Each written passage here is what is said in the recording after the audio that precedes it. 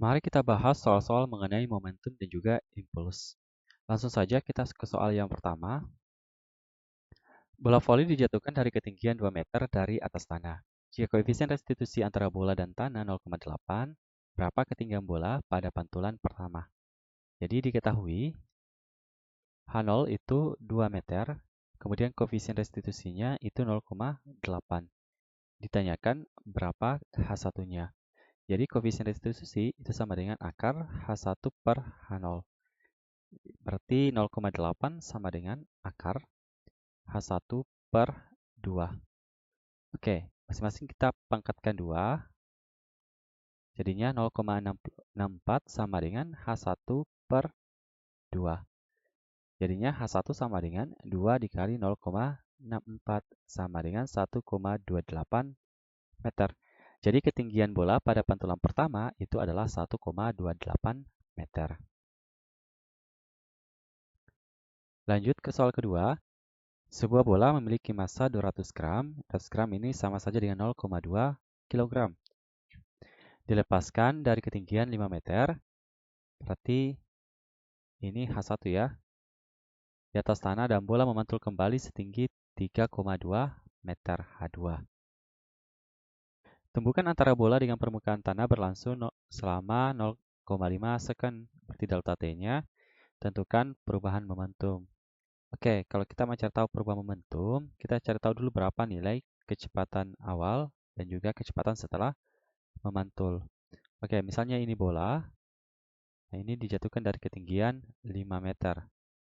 Nah, berarti kecepatannya arahnya ke bawah ya. Kemudian dia memantul setinggi 3,2 meter. Arahnya ke atas, ini V2, ini V1.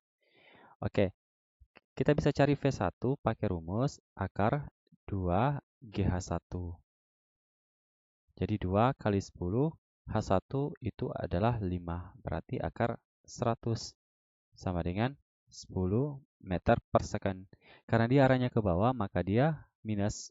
Jadi minus 10 meter per second. Sekarang V2, akar 2 GH2.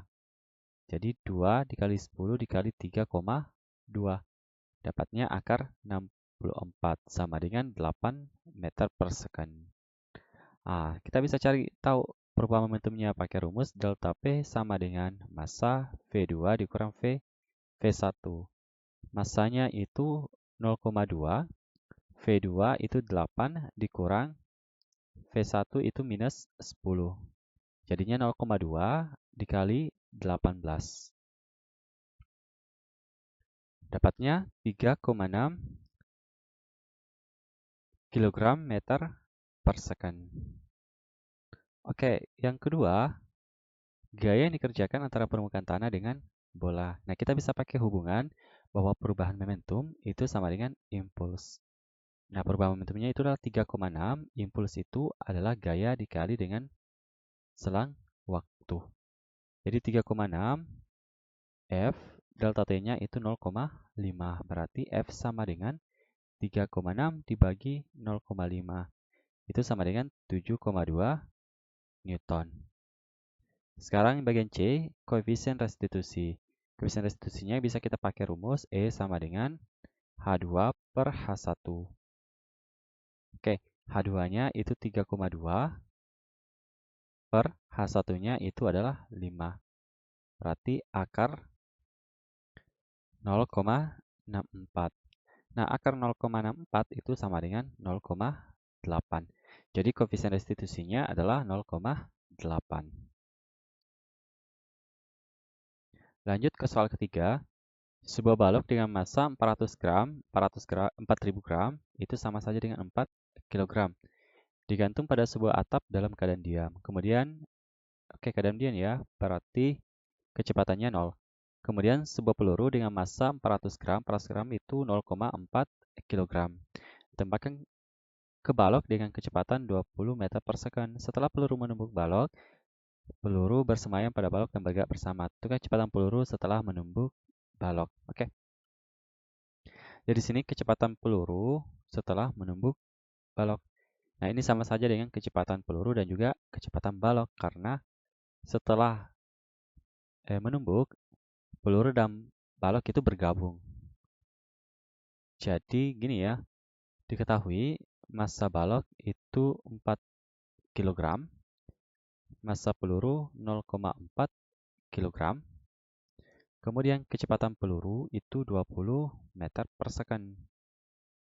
Nah, ditanyakan berapa V-aksen. V-aksen itu adalah kecepatan peluru dan juga balok. Jadi, kita pakai rumus ini ya. Massa balok dikali kecepatan balok ditambah massa peluru kali kecepatan peluru sama dengan massa balok tambah massa peluru dikali V-aksen.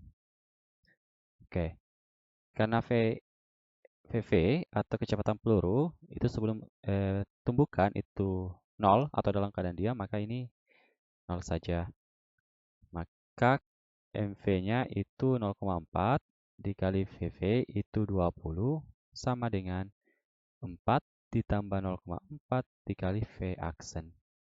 Berarti 8 sama dengan 4,4 V-aksen.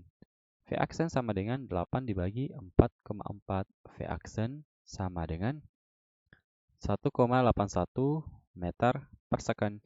Jadi kecepatan peluru setelah menembak balok itu adalah 1,81 meter per second.